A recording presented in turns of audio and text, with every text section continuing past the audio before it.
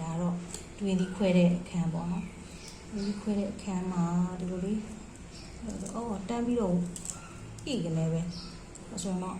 ဒီကြတော့အနံ့နဲ့တအားကိုမွေးနေပြီဒီမှာလဲစားပြီးတော့ခွဲမယ်ပေါ့နော်ဆိုတော့အိုးကောmy god အောင်မြင်သွားပါပြီ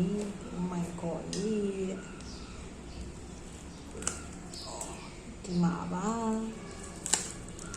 ဝါဒီမှာပေါ့နော်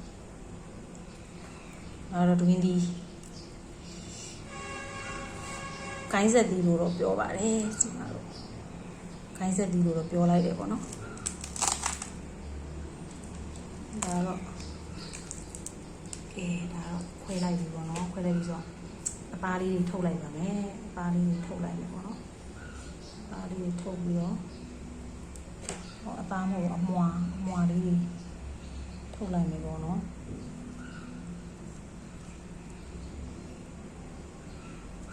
ဒီနေတော့အဲ့ထဲမှာပြီးတော့ဒီမှာဘူးလေးကိုထည့်လိုက်ပါမယ်ပေါ့နော်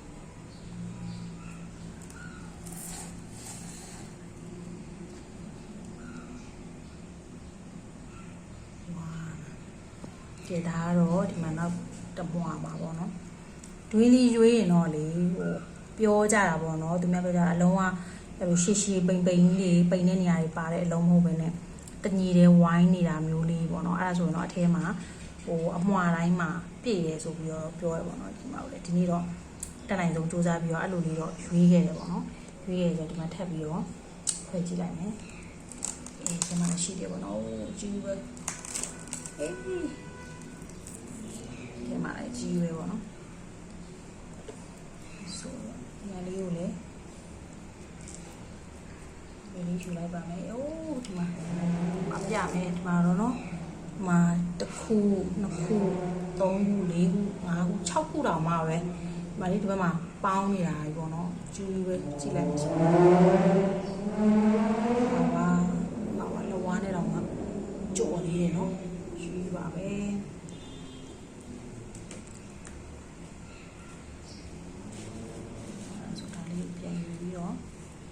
မရတော့ကောနော်ပြေးလက်ကောဒီမှာပေါ့နော်ဒါလည်းဒီမှာကြံပါသေးတယ်အဲ့ဒါဆိုရင်တပူးနဲ့တောင်ဒီတပူးကိုတော်လေးပြေးမဲ့သဘောရှိတယ်။ညာလည်းဒီမှာယူလိုက်ပါမယ်ဒ